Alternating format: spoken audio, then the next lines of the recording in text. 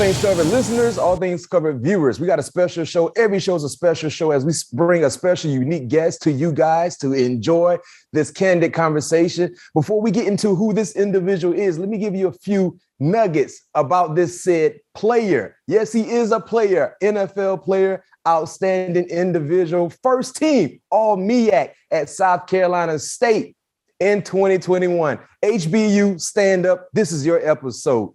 4th round pick by the Super Bowl winning champions, the Los Angeles Rams in 2022. You can find this individual on social media. Twitter and Instagram is all the same at 14_era.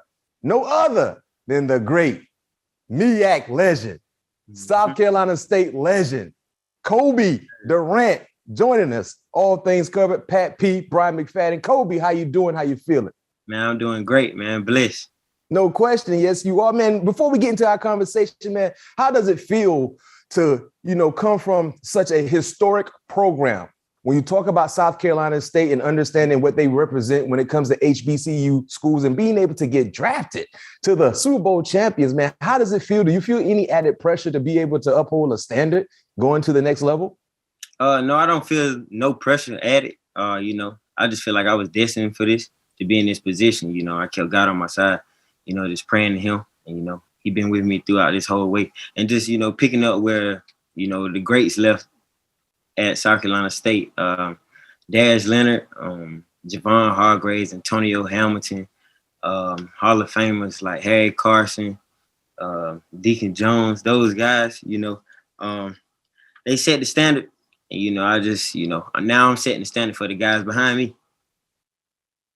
No doubt, and big time names. If you guys don't understand the football history at South Carolina State, I would advise you guys to go study because, as Cobie just mentioned, some heck of a names have come from that program with more to come following the footsteps of Cobie Durant. What was your football journey like growing up in South Carolina that led you to joining South Carolina State? I've always been a multi sport athlete. I played basketball, football, ran track, played baseball too as well. But coming out of high school, I didn't have offers. It was kind of like a little downfall for me. I had schools visiting and stuff, but nobody really wanted to throw no offer. So I went to a prep school out of high school in Columbia, South Carolina, Palmetto Prep. Yep. Went there for like half a season. The season didn't even finish out. I was back at home. Not wondering if I'm gonna be in this position I'm in today. So, I reached out to South Carolina State while I was working at Fedex at the time. And wait a minute. So you were actually a part-time or full-time employee?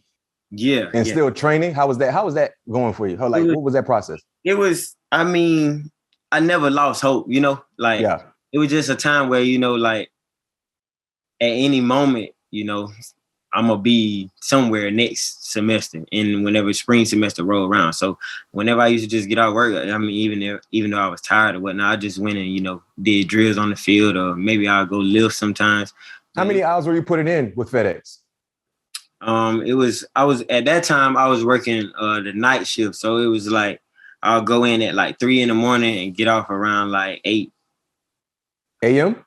Mm-hmm. So I was like just holding the trucks, yeah. And then you go train. Then I go train, and then I have pretty much try to rest the rest of the day or do something. Wow. Yeah. Then enrolled at South Carolina State 2017. They pretty much gradeshirted me, so I sat out that whole year. Mm-hmm. Spring semester rolled around 2018. I was able to come out on the field and participate or whatnot. And before you know it, man, I earned a scholarship. Shot up the roster to be a starter. I never looked back since. And going into that summer, by the time I turned 21, I was able to drive trucks at FedEx. So I still did that the first part of the summer before reporting to camp. Wow. So even after signing to South Carolina State, you still rock with FedEx? Yeah, still did. That's what's up. That's what's up, man. That's the unique stories that a lot of people don't get a chance to hear regarding athletes. It's not about the end results. It's about the journey that led to the end results. And you're still writing your story. So that's a cool story to share with our listeners and our viewers. Throughout your time at South Carolina State, and you guys played, a lot of big time football against bigger programs. What is something you know for sure that D1 football players have the privilege to, but HBCU athletes don't? I'll probably say like the resources they have. They got different things like in the training room and stuff. We don't have as much. We don't have as much resources as they have over there at the Power Fives at the big schools. I haven't got a stipend in college. So little things like that, I'll probably say they got the upper hand on. Mm-hmm. But at the end of the day, man, I just, I knew where I wanted to be. So I wasn't really, stressing about it. I mean, my mom took care of me good. So whenever I needed something, they always came through for me. Yeah. And how can HBCUs benefit from NIL rules that are now, that is now in place in year 2? Man, I feel like HBCUs can benefit from a lot. There's not really many players getting a shot like, the guys in Power 5 making millions of dollars. They haven't even played it down yet, Yeah. So I feel like hopefully things can shape and, players in the HBCUs with at different teams in the HBCU, MEAC conference, SWAC conference, anywhere. I just feel like we could get a shot too. Mm-hmm. It'll open up more doors, and Deion doing his thing over there at Jackson State with that recruiting class. So I think it's opening up more doors and eyes to other recruits coming into college as freshmen. So with that being said, I think HBCUs is just gonna take far and just keep grinding and keep going up. Yeah, one of my favorite games from you throughout your career at South Carolina State was this past year against Clemson. Yeah. I mean, listen, y'all ain't win the ball game, but I enjoyed watching you.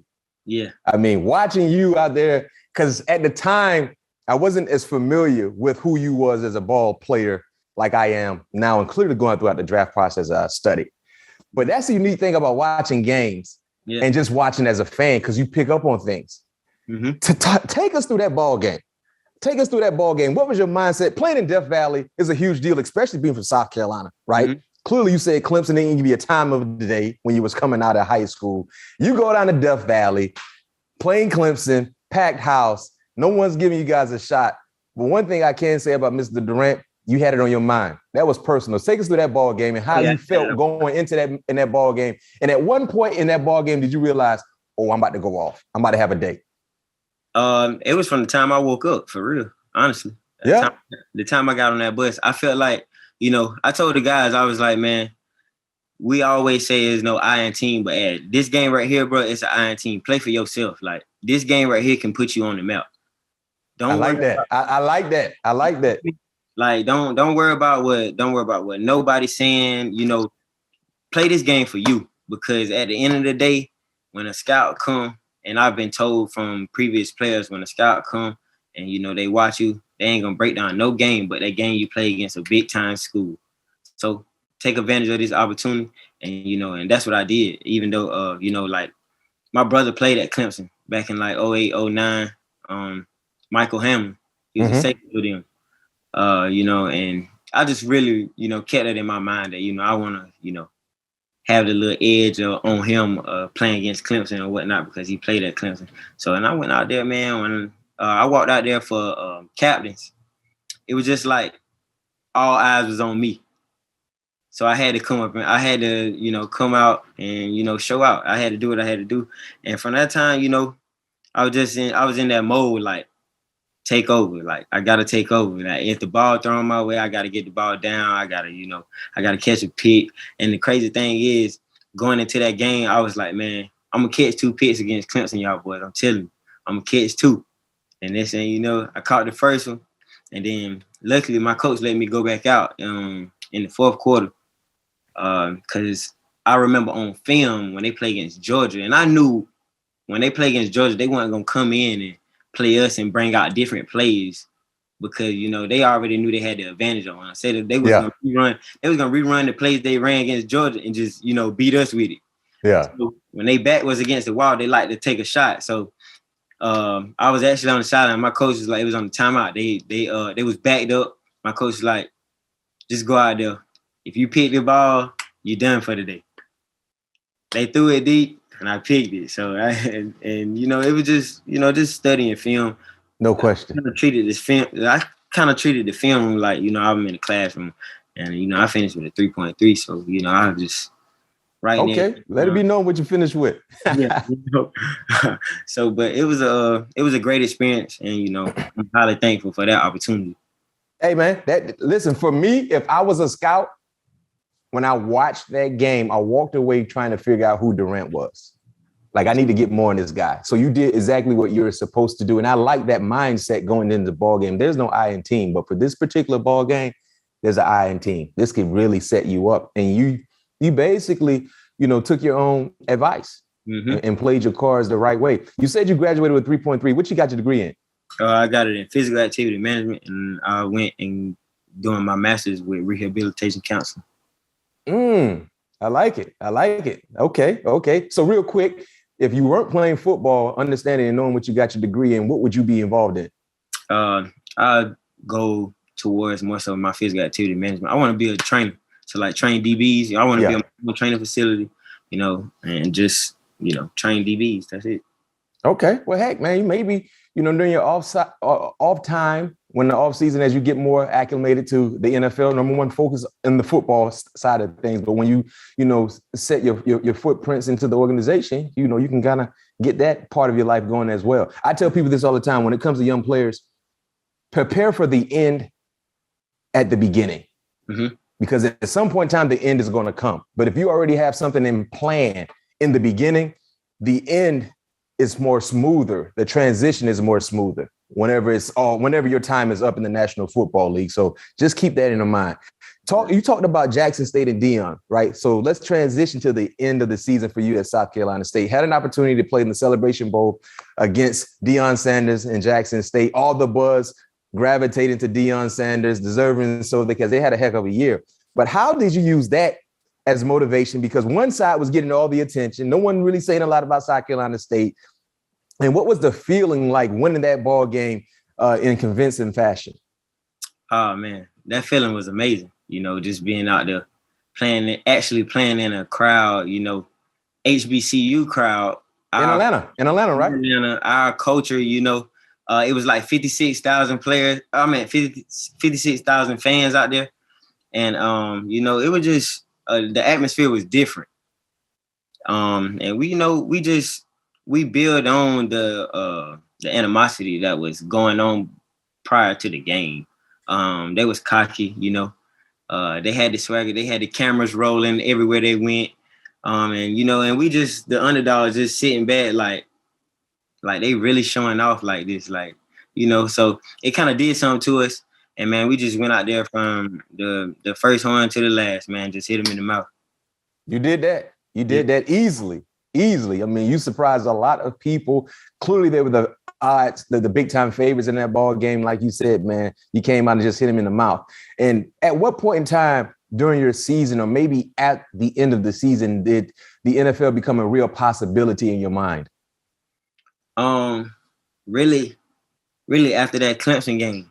Because my thing was, like, I showed them that I could compete with NFL talent outside of just playing against HBCU schools. I played against Clemson, caught 2 interceptions, had 3 pass breakups and a couple tackles. So that was just, an advantage for me that they see, and I put on film that I can play against NFL talent.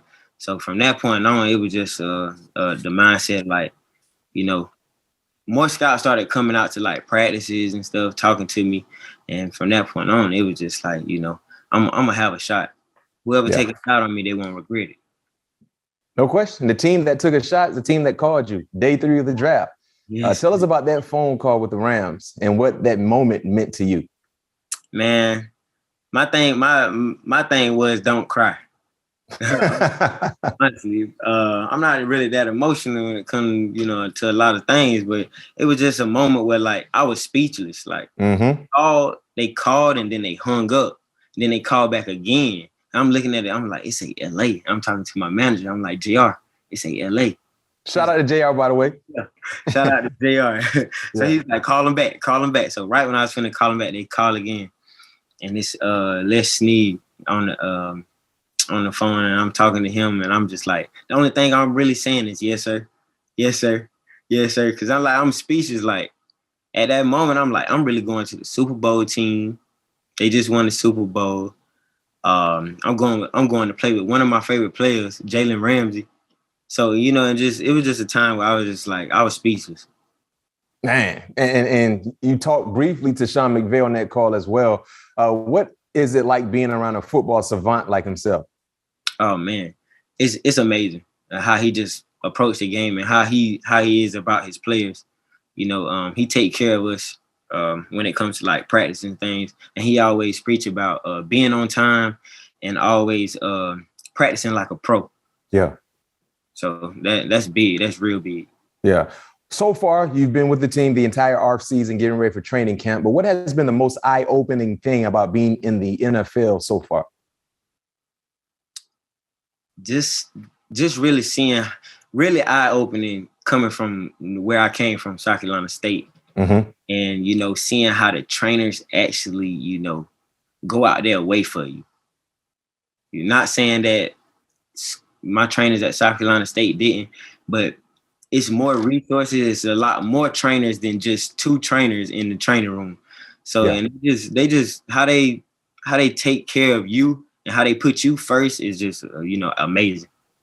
No doubt. So being a part of a Super Bowl winning team, right? Some people say the motivation might not be the same, but what has the vibe been like with you being around the team? Do they seem motivated? Are they just as hungry as they were a year ago to repeat as champs? What has been the vibe around the organization? The vibe been amazing. Everybody hungry. And they really impressed with us, our class that came in, because we caught on quick to the plays, and we out there communicating. But coming into training camp, I feel like the draft class is the draft class that they brought in this year is gonna make some noise. Yeah, and the thing about the Rams, they're a rare organization where they don't really value picks. So when they do draft someone, it's a big deal because usually they trade away their first, second, and third rounders to go ahead and get veteran players in. So they usually pick fourth, fifth, and throughout the draft. So it's a big deal when you get drafted by the Rams because they usually trade away picks. Yeah, their first pick was in the third round. It was the last pick in the third round. Then I was the second to last pick in the fourth round. Yeah. And then they have a pick in the fifth, 6, and 7. No question. So that's Les Snead has done.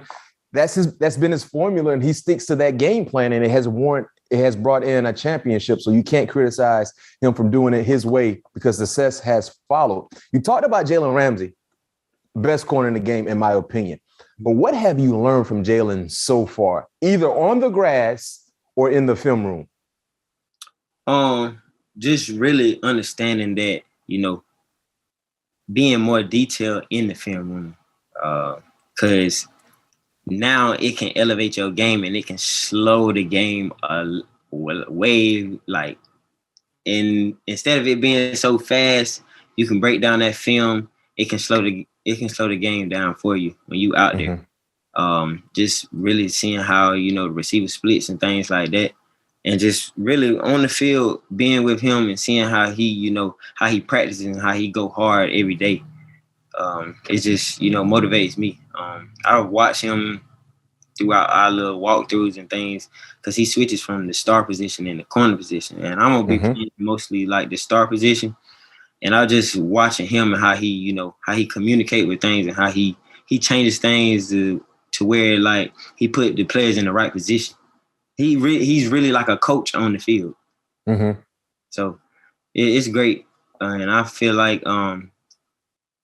I've been drafted to a great place and put in the best position in this draft class because just being with the Rams and being able to be in a room with veteran players like him is just going to elevate my game even more. Yeah, and speaking of veteran superstar players, you got another one in the front, and Aaron Donald. Aaron Donald. Well, so far from what you've seen from your eyes, what makes him so special? Man, I don't see no flaw in the man, for real. He walked in the room. He walked in the media day, and I was like, man, this is really Aaron Donald. Like, I ain't never seen nobody like built like that, like how he built. But he, Yeah. he puts in a lot of work though. Like it's crazy. Like he take care of his body, lifting weights, work when we on the field. He just going 100 miles per hour. So he take game reps in practice.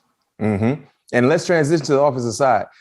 Cooper Kupp won the Triple Crown last year. If you don't know what that is, that's when you lead the league in receptions, receiving yards, and touchdowns.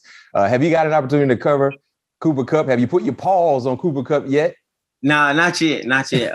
They really wasn't really like practicing during our time of OTA. They was doing like when it came time for the 7-on-7 and things like that. They were more so coaching. Mm-hmm. Coaching up the rookies that came in, second year guys that was, practicing or whatnot. But it's just been great. I've been watching him over there running routes and things like that. The guy can run some routes. No question. Yeah. Hey, and one thing about the NFL, when you get to that level, whoever you're playing against, it doesn't matter the record, wins or losses. You're playing against someone who's considered to be the best in the world. Yeah.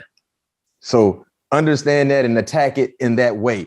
You call yourself a playmaker, but for fans that might not be familiar with your style of play, what can they expect from you? And how do you use your size to your advantage? I know I'm not the biggest off rip. So when I come into the games, I don't play down to my size. I try to play bigger than what I'm at. I try to play like I'm Jalen Ramsey height, size and frame. So what to expect coming into the season, man? Just a playmaker that's going to, take away the ball, commit turnovers, and, try to be a game changer. What's your personal expectations in your rookie season? Make the 53-man roster. There we have it. That's the first one. That's what I like to hear. Then when you make the 53, what you trying to do? When I make the 53-man roster, my main thing is, I want to get at least 4 interceptions. I can get my hands on the ball. If I see the ball, more than likely I'm gonna get the ball, and I always been that way since Rick. Yeah. So things ain't gonna change. Playing style ain't gonna change. The speed of the game is gonna be faster. But I just want to adapt to it fast, and I feel like I am coming out of OTAs and things like that. So I'm just ready to get out there and showcase what I can in preseason. And I like that mindset. I got drafted to Pittsburgh in the second round, and that was my goal, was to make the team. Mm-hmm. Yeah, that's my goal. That's my goal. And you know how some people feel like, well, the higher you get drafted, the easier it is to make the team, which is true. We understand it's an investment, but every year I'm trying to make the team. Then when I know I'm on the team, now let's go ahead to the next set of goals. So I love that mindset coming from you, Cobie. Is there a team in your division you're looking forward to playing the most? Probably Tom Brady. Tom Brady. Oh, y'all got them. Y'all got the Bucks. What week? That's like first, second, third week, I think. If I'm not mistaken. I can't remember. Yeah, y'all got the Bucks early in the schedule, not mistaken. All right. Well, heck, I guess with that being said, is that the one quarterback you want to pick off the most? I always said that if I ever get my hands on the ball on Tom Brady, I want him to sign the ball for me. Well, I can tell you this much, Cobie.